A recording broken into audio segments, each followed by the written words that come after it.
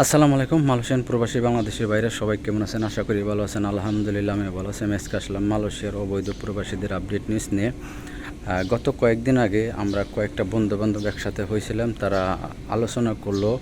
আমার এক বন্ধু সে বলল বলে তার বস বলছে পাসপোর্টে যদি মেয়াদ না থাকে তোমরা অতি তাড়াতাড়ি পাসপোর্ট বানিয়ে রাখো।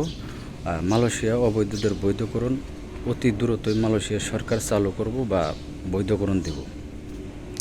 তবে এই বিষয়টা কতটুকু সত্য আর আশাবাদী, তবে এই ভিডিওর মধ্যে আজকে ইনশাল্লাহ সম্পূর্ণ বোঝাবো। অনুরোধ রইল পুরো ভিডিওটাই দেখার জন্য, তাহলে বিস্তারিত বুঝতে পারবেন। সর্বপ্রথম কথা হলো বর্তমান আমরা যারা অবৈধ আছি তারা খুবই আতঙ্কের মধ্যে আছি বা খুবই একটা ভয়ের মধ্যে আছি। সবাই আমরা বৈধকরণ চাই মালয়েশিয়া। অনেকেই কমেন্টে লেখেন ভাই আমরা মালয়েশিয়া কলিং চাই না, আমরা অবৈধদের বৈধকরণ চাই। তবে সেই ক্ষেত্রে দেখা গেছে ভাই অবৈধতা দেওয়া এবং কি কলিং ভিসা চালু করা এটা একান্তই মালয়েশিয়ার ব্যক্তিগত ব্যাপার বা সরকারের ডিসিশন, যেটাই নেব সেটাই হবে আর কি।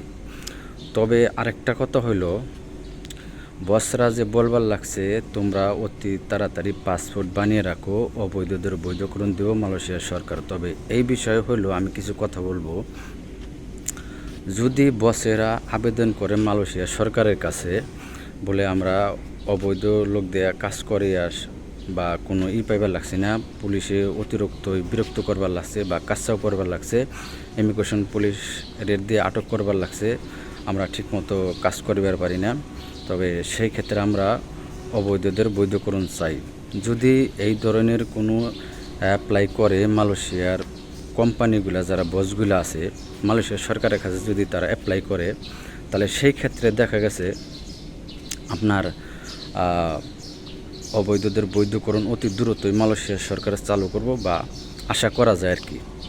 যারা অবৈধ আছেন ইনশাআল্লাহ তাদের কপাল অতি দ্রুতই খুলে যাবে ইনশাআল্লাহ, বা খুলে যাওয়ার সম্ভাবনা আছে।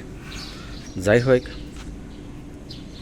তবে আরেকটা কথা বলবো, যাদের পাসপোর্টের মেয়াদ 18 মাসের কম আছে বা যারা মালয়েশিয়া কলিং ভিসায় 2024-23 যারা আসছেন, আসার পরে কোম্পানির সুযোগ সুবিধা ভালো না, আপনারা লারি হয়ে গেছেন, আপনার হাতে তার পাসপোর্ট নেই, আর যারা বর্তমান পাসপোর্ট বানিয়ে লাগছেন বাংলাদেশে তারা সবাই পাসপোর্ট 10 বছরের মেয়াদে। তবে আপনি তো সেক্ষেত্রে দেখা গেছে 10 বছরের মেয়াদ শেষ না হলে তো আপনি নতুন পাসপোর্ট বানাইতে পারবেন না, অনেকেই টেনশনে আছেন। তবে আপনারা কোনো টেনশন করবেন না।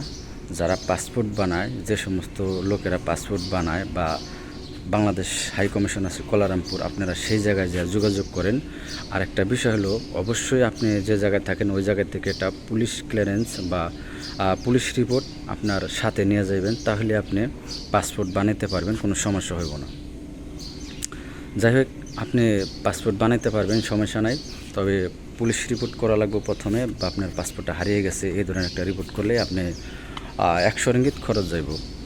100 রিঙ্গিত খরচ হলে আপনি পাসপোর্টটা পুলিশ রিপোর্টটা আনতে পারবেন। আর বাকি এখন কত টাকা সর্বমোট হয়তো দালালটা নেয়, আপনার 5 থেকে 600 টাকা খরচ হয় 10 বছরের মেয়াদে পাসপোর্ট বানাইলে পরে।